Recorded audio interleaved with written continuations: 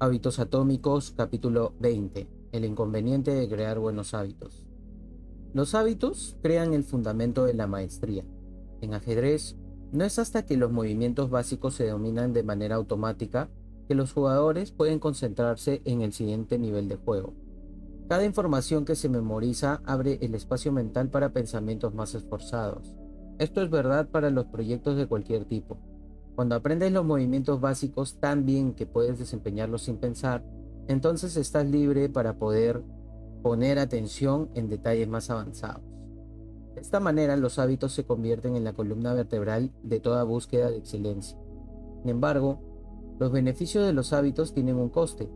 Al principio, cada repetición desarrolla fluidez, velocidad y destreza, pero luego, conforme el hábito se vuelve automático, te vuelves menos sensible a la retroalimentación. Caes en la repetición inconsciente. Se vuelve más fácil dejar que los errores ocurran. Cuando puedes hacer algo suficientemente bueno, estando en piloto automático, dejas de pensar en cómo hacerlo mejor. La ventaja de los hábitos es que aprendemos a hacer cosas de manera automática sin tener que pensar. El inconveniente de los hábitos es que te acostumbras a hacer las cosas de cierta manera y dejas de prestar atención a los pequeños errores. Asumes que estás mejorando porque estás adquiriendo experiencias, pero en realidad solamente estás reforzando tus hábitos actuales, no mejorándolos. De hecho, algunas investigaciones han demostrado que una vez que se ha alcanzado la maestría de una habilidad, con el tiempo tiene lugar un ligero declive del desempeño. Habitualmente, este descenso en el desempeño no es causa de preocupación. No se necesita un sistema para mejorar constantemente la manera en que te cepillas los dientes, o te atas los cordones, o te preparas una taza de té por la mañana. En hábitos como estos, suficientemente bien es lo que se requiere, no más. Cuanta menos energía inviertas en decisiones que son triviales, más energía puedes dedicar a lo que realmente es importante. Sin embargo, cuando quieres maximizar tu potencial y lograr niveles de desempeño muy elevados, necesitas un método matizado. No puedes repetir algo ciegamente y esperar convertirte en alguien excepcional. Los hábitos son necesarios, pero no basta para alcanzar la maestría. Lo que necesitas es una combinación de hábitos automáticos y práctica deliberada. Hábitos más práctica deliberada genera maestría. Para alcanzar la grandeza, ciertas habilidades sí deben volverse automáticas. Los jugadores de baloncesto deben ser capaces de controlar el balón sin pensar, antes de adquirir la maestría que se requiere para hacer tiros de gancho con la mano no dominante. Los cirujanos deben repetir la incisión inicial hasta el punto en el que pueden hacerla casi con los ojos cerrados. Esto les permite concentrarse en los cientos de variables que pueden surgir durante una operación. Pero una vez que un hábito se domina, es necesario volver a la parte esforzada del trabajo y empezar a construir el siguiente hábito. La maestría es el proceso de estrechar tu concentración y dirigirla hacia un pequeño elemento necesario para el éxito. Y de repetir esta acción hasta que hayas internalizado esta habilidad, para luego usar ese nuevo hábito como fundamento para avanzar hacia la siguiente frontera de tu desarrollo personal. Las tareas viejas se vuelven más sencillas la segunda vez que las realizas, pero en general el proceso no se simplifica porque siempre estás usando tu energía para enfrentar el siguiente reto. Cada hábito deja al descubierto el siguiente nivel de desempeño. Es un ciclo interminable. A pesar de que los hábitos son poderosos, lo que necesitas es una forma de pensar consciente de tu desempeño a lo largo del tiempo, de manera que puedas continuar refinando y mejorando tus hábitos. Es precisamente en el momento en que empiezas a sentir que has dominado una habilidad, justo cuando las cosas comienzan a parecer automáticas y tú empiezas a sentirte cómodo, cuando debes evitar caer en la trampa de la complacencia. ¿Cuál es la solución? Establecer un sistema de reflexión y revisión. Cómo revisar tus hábitos y hacer ajustes. En 1986, el equipo de los Lakers de Los Ángeles contaba con uno de los más talentosos equipos de baloncesto que se hayan reunido en toda la historia. Sin embargo, rara vez son recordados por ese motivo. El equipo empezó a jugar durante la temporada 1985-1986 de la NBA con un récord impresionante de 29-5. Los expertos afirmaban que éramos probablemente el mejor equipo de la historia del baloncesto, dijo el entrenador Pat Riley al finalizar dicha temporada. De manera sorprendente, los Lakers tropezaron en la reclasificación de la temporada 1986 y sufrieron una derrota que los dejó fuera del campeonato durante las finales de la Conferencia del Oeste. El mejor equipo de la historia del baloncesto ni siquiera alcanzó a jugar para el campeonato de la NBA. Después de esta derrota, Riley se cansó de escuchar cuánto talento tenían sus jugadores y cuán prometedor era su equipo. No quería seguir viendo destellos de brillantez que se desvanecían en el desempeño. Él quería que los Lakers jugaran al máximo de su potencial noche a noche. En el verano de 1986 diseñó un plan para lograr exactamente eso, un sistema que llamó CBE, las siglas en inglés de Mejor Esfuerzo de Carrera. Cuando los jugadores se unen a los Lakers por primera vez, explica Riley, averiguamos sus estadísticas de baloncesto hasta el momento en que se encontraban en la escuela secundaria. Llamó a esto tomar sus números. Buscamos un indicador preciso de lo que cada jugador puede hacer. Luego lo integramos al plan del equipo basándonos en la idea de que mantendrá y luego mejorará sus promedios. Después de terminar el nivel de desempeño mínimo de cada jugador, Riley añadió un paso clave. Le pidió a cada jugador que mejorara su rendimiento al menos 1% en el transcurso de la temporada. Si tenían éxito, estarían logrando el CBE. De manera similar al equipo de ciclismo británico del que hablamos en el capítulo 1, los Lakers buscaban el desempeño máximo tratando de ser un poco mejores cada día. Riley era fanático al afirmar que el CBE no trataba solamente de puntos y estadísticas, sino de dar el mejor esfuerzo espiritual, mental y físico.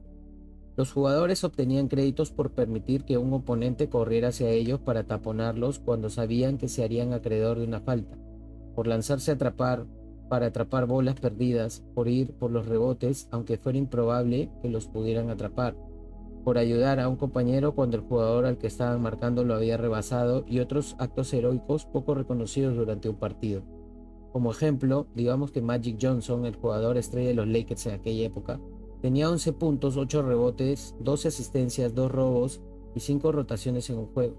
Magic también tenía crédito por un acto heroico no reconocido que consistió en lanzarse a por una bola perdida, que era más un punto. Finalmente jugó un total de 33 minutos en ese juego imaginario. Los números positivos, 11 más 8 más 12 más 2 más 1, suman 34. Luego restamos las 5 rotaciones, 34 menos 5 obtenemos 29. Finalmente dividimos 29 entre los 33 minutos jugados. Ese era el número CBE. El número CBE de Magic en este ejemplo sería 879. Este número se calculaba para todos los juegos de todos los jugadores y era el promedio del CBE el que se les pedía que mejoraran un 1% durante dicha temporada. Riley comparaba el CBE de cada jugador en ese momento, no solo con resultados de su desempeño anterior, sino con los de otros jugadores de la liga. Como afirmaba Riley, medimos a los jugadores del equipo, así como a los jugadores de otros equipos de la liga que juegan en las mismas posiciones y tienen roles similares dentro de sus respectivos equipos. La cronista deportiva Jackie McMullan afirmaba, Riley anunciaba cada semana a los mejores jugadores de la liga en el pizarrón con letras grandes y los medía contra los jugadores correspondientes de su propia plantilla. Los jugadores sólidos confiables normalmente tenían resultados superiores a 600 puntos, mientras que los jugadores de élite obtenían al menos 800 puntos. Magic Johnson, quien entregó 138 triples dobles en su carrera, por lo regular tenía más de 1000 puntos. Los Lakers también enfatizaron el progreso que se lograba año tras año, haciendo comparaciones históricas de los datos de CBE. Riley decía, comparábamos el mes de noviembre del 86 con el mes de noviembre del 85 y mostrábamos a los jugadores dónde estaban haciendo las cosas mejor o peor de manera en que la temporada anterior, de manera de mejorar versus la temporada anterior. Luego les mostrábamos cómo sus resultados de desempeño de diciembre del 86 se comparaban con los de noviembre. Los Lakers desplegaron el sistema CBE en octubre de 1986. 8 meses después llegaron a ser los campeones de la NBA. El siguiente año, Pat Riley llevó a su equipo a obtener otro título, lo que convirtió a los Lakers en el primer equipo en ganar 2 campeonatos consecutivos en 20 años. Después dijo, mantener un esfuerzo es la cosa más importante en cualquier empresa. La manera de tener éxito es aprender cómo hacer las cosas correctamente y luego hacerlas de la misma manera todas las veces. El programa CBE es el ejemplo perfecto del poder de reflexión y revisión. Los Lakers ya eran talentosos. El programa CBE les ayudó a obtener lo mejor de lo que tenían y asegurarse de que sus hábitos mejoraran en lugar de declinar. La reflexión y la revisión habilitaban la mejora a largo plazo de todos los hábitos porque te hacen consciente de tus errores y te ayudan a considerar diversos caminos para lograr una mejora. Sin reflexionar podemos inventar excusas, crear racionalizaciones y mentirnos a nosotros mismos. No tenemos un proceso para determinar si estamos desempeñándonos mejor o peor en comparación del día anterior. Las personas destacadas en todos los campos se comprometen con diferentes tipos de reflexión y revisión. Este proceso no tiene que ser complicado. El corredor Kenan Eliud Kipchoge es uno de los más grandes maratonistas de todos los tiempos, medallista olímpico. Hasta la fecha, todavía toma notas después de cada entrenamiento para llevar un registro que le permita revisar sus resultados diarios y buscar áreas en las que pueda realizar mejoras. De manera similar, la medallista olímpica Katie Ledecky registra su bienestar con una escala del 0 a 10 e incluye notas sobre su nutrición y qué tal durmió. Ella también registra los tiempos que publican otros nadadores. Al final de cada semana, su entrenador revisa sus notas y añade sus ideas. No se trata solamente de atletas. Cuando el comediante Chris Rock está preparando su material nuevo, se presenta primero en docenas de clubes nocturnos pequeños y prueba cientos de chistes nuevos. Lleva una libreta al escenario y registra cuáles son los chistes o fragmentos que funcionan bien y en cuáles tiene que realizar ajustes. Las pocas líneas que realmente son estupendas son las que sobreviven y pasan a formar parte de la columna vertebral de su nuevo espectáculo. Sé de ejecutivos e inversionistas que llevan un diario de decisiones en el cual registran las más importantes decisiones que toman durante cada día de la semana, las razones que tuvieron para tomarlas y cuál es el resultado que esperan obtener. Ellos revisan sus elecciones al final de cada mes o año para ver dónde acertaron y dónde estuvieron equivocados. Con la mejora no se trata solamente de aprender hábitos, también se trata de afinarlos. La reflexión y la revisión aseguran que pasas tu tiempo haciendo las cosas acertadas y que haces correcciones de curso cuando es necesario. Como Pat Riley, que ajustó el esfuerzo de sus jugadores en cada juego, tú no quieres seguir practicando un hábito si se ha vuelto poco efectivo. Personalmente, yo empleo dos métodos primarios de reflexión y de revisión. Cada mes de diciembre realizo una reseña anual en la que reflexiono acerca del año previo. Registro mis hábitos del año haciendo un recuento de cuántos artículos publiqué, cuántos entrenamientos hice, cuántos nuevos lugares visité y más. Luego reflexiono sobre mi progreso y respondiéndome a las siguientes preguntas. ¿Qué salió bien este año? ¿Qué no salió bien este año? Y finalmente, ¿qué aprendí este año? 6 meses después, cuando llegue el verano, hago un reporte de mi integridad. Igual que todo el mundo, cometo muchos errores. Mi reporte de integridad me ayuda a darme cuenta de dónde he cometido errores y me motiva a retomar el curso correcto. Lo uso como una oportunidad de revisitar mis valores esenciales y considero si he estado viviendo de acuerdo con ellos. Esto pasa cuando reflexiono sobre mi identidad y cómo debo trabajar para tratar de convertirme en la persona que deseo ser. Mi reporte de integridad anual responde 3 preguntas. ¿Cuáles son los valores esenciales que dirigen mi vida y mi trabajo? ¿Cómo estoy viviendo y trabajando con integridad en este momento? ¿Cómo puedo establecer una meta más elevada en el futuro? Estos 2 reportes no me llevan mucho tiempo, apenas unas cuantas horas cada año, pero son periodos cruciales de refinamiento. Previenen el deslizamiento gradual que ocurre cuando no prestas atención y proveen un recordatorio anual para revisar mi identidad deseada y para considerar cómo mis hábitos me están ayudando a la persona que deseo ser. Me indican cuánto debo actualizar mis hábitos y aceptar nuevos desafíos y cuándo debo redirigir mis esfuerzos y centrarme en los aspectos fundamentales. La reflexión también puede proporcionar un sentido de perspectiva. Los hábitos diarios son poderosos por la manera en que están compuestos, pero preocuparse demasiado por las elecciones que hacemos en el día es como mirarte en el espejo a una distancia de 1 pulgada. Podrás ver cada imperfección, pero perderás de vista la imagen completa. Habrá demasiada retroalimentación y al contrario, si nunca revisas tus hábitos, es como si nunca tuvieras un espejo. No te darás cuenta de algunos defectos fáciles de arreglar. Una mancha en tu camisa, un trocito de comida en los dientes, por ejemplo. Estarás recibiendo muy poca retroalimentación. La reflexión periódica es como verte en el espejo a una distancia media, como si estuvieras conversando con alguien frente a ti. Puedes ver los cambios importantes que debes hacer sin perder de vista la imagen completa.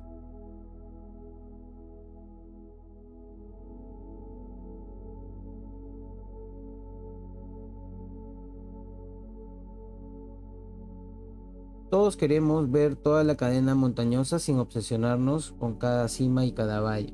Finalmente, la reflexión y la revisión ofrecen un tiempo ideal para revisitar uno de los más importantes aspectos del cambio de conducta, la identidad.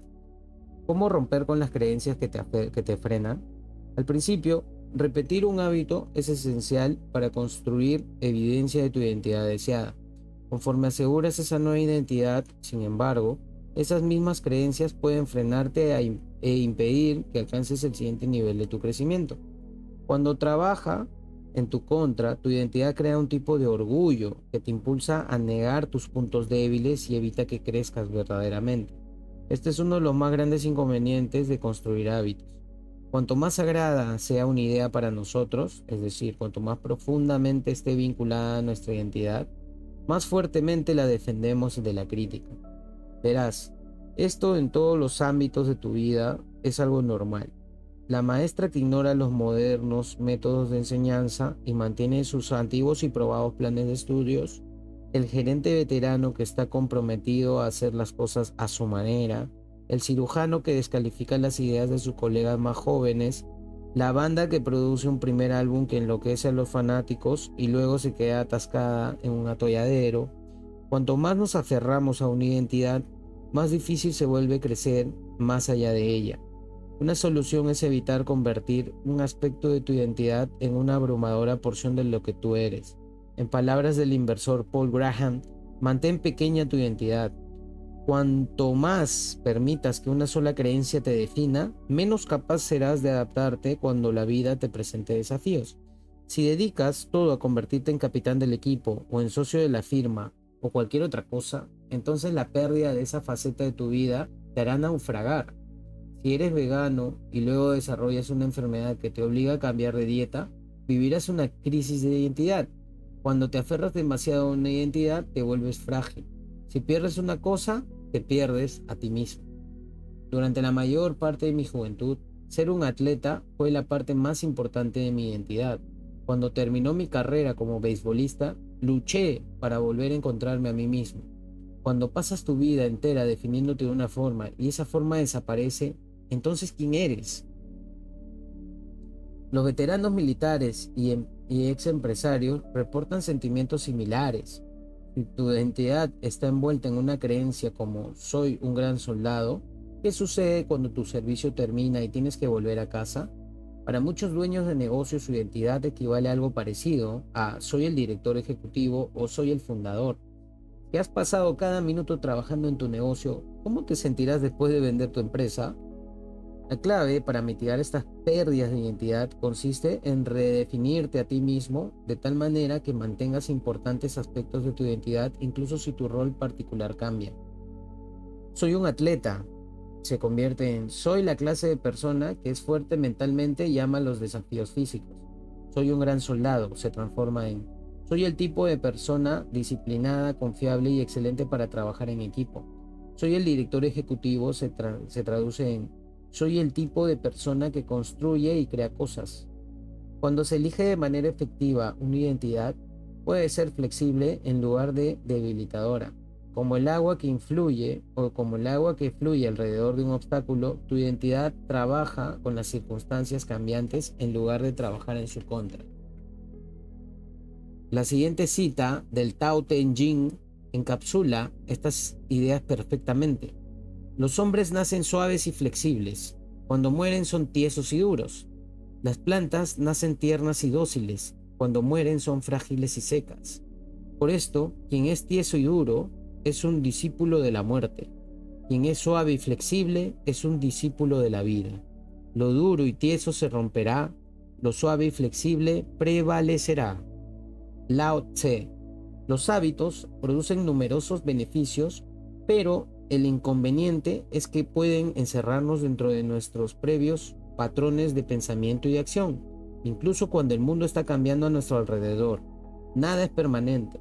La vida está cambiando constantemente. Así que si necesitas hacer comprobaciones periódicamente para ver si tus viejos hábitos y creencias todavía te sirven, hazlo. La falta de conciencia de uno mismo es un veneno. La reflexión y la revisión son el antídoto.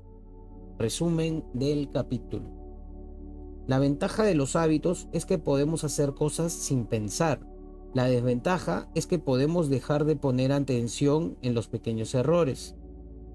Segundo punto. Hábitos más la práctica deliberada generan la maestría. Tercer punto. La reflexión y la revisión son procesos que te permiten permanecer consciente de tu desempeño a lo largo del tiempo. Finalmente, cuanto más nos apegamos a una identidad, más difícil se vuelve crecer más allá de ella. Fin del capítulo.